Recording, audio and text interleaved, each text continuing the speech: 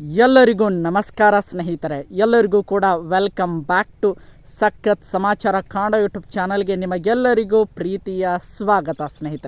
ಸ್ನೇಹಿತರೆ big boss Kannada season 11 ಈಗ 12ನೇ ವಾರ ಮುಕ್ತಾಯ ಹಂತಕ್ಕೆ ತಲುಪಿದೆ ಸ್ನೇಹಿತರೆ. ಈ 12ನೇ ವಾರ ಕಂಪ್ಲೀಟ್ ಆಗಿ ಮುಕ್ತಾಯಗೊಂಡಿದೆ ಸ್ನೇಹಿತರೆ. ಇವತ್ತಿನ ಒಂದು ಬಿಗ್ ಬಾಸ್ ಮನೆಯಲ್ಲಿ ಉತ್ತಮ ಮತ್ತು ಕಳಪೆ ಎನ್ನುವಂತಹ ಕಾನ್ಸೆಪ್ಟ್ ಮುಕ್ತಾಯಗೊಂಡಿದೆ ಅನ್ನುವಂತಹ ಮಾಹಿತಿ ಬರ್ತಾ ಇದೆ ಸ್ನೇಹಿತರೆ.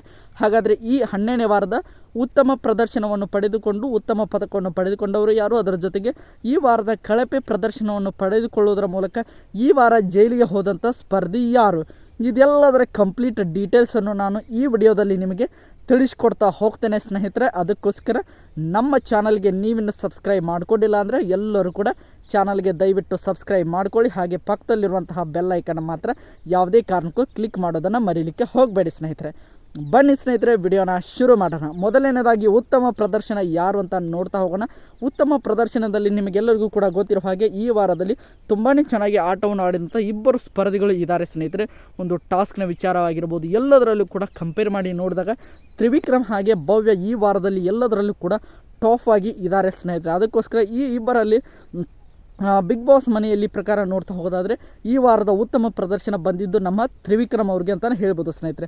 ಈ ವಾರದಲ್ಲಿ ಟಾಸ್ಕ್ನಲ್ಲಿ ತುಂಬಾ ಚೆನ್ನಾಗಿ ಆಟವನ್ನು ಆಡಿದರು.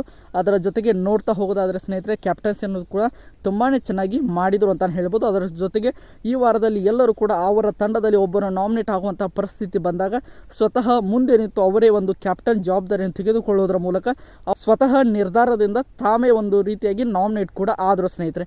ಇದೆಲ್ಲವೂ ಕೂಡ ಒಬ್ಬ ವಿನ್ನರ್ಗೆ ಅಥವಾ ಒಬ್ಬ ಕ್ಯಾಪ್ಟನ್ಗೆ ಇರಬೇಕಾದಂತಹ ಕ್ವಾಲಿಟೀಸ್ ಅಂತಲೇ ಹೇಳ್ಬೋದು ಸ್ನೇಹಿತರೆ. ಅದಕ್ಕೋಸ್ಕರ ಅವರು ಈ ವಾರದ ಉತ್ತಮ ಪ್ರದರ್ಶನ ಅಂತಲೇ ಹೇಳ್ಬೋದು ಸ್ನೇಹಿತರೆ.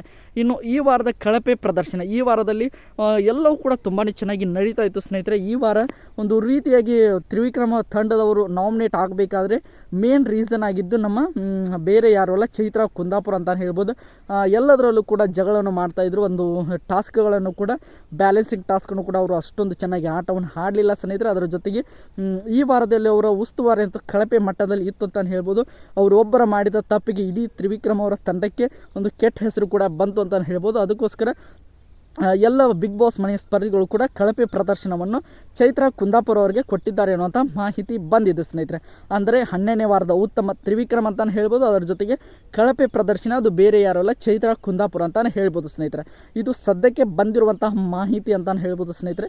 ಇನ್ನೊಂದ್ಸಲ ಎಲ್ಲ ಕೂಡ ಕನ್ಫರ್ಮ್ ಆದಮೇಲೆ ಬೇಕಾದರೆ ಇನ್ನೊಂದ್ಸಲ ನಿಮಗೆ ವಿಡಿಯೋ ಮಾಡಿ ಹಾಕ್ತೇನೆ ಸ್ನೇಹಿತರೆ.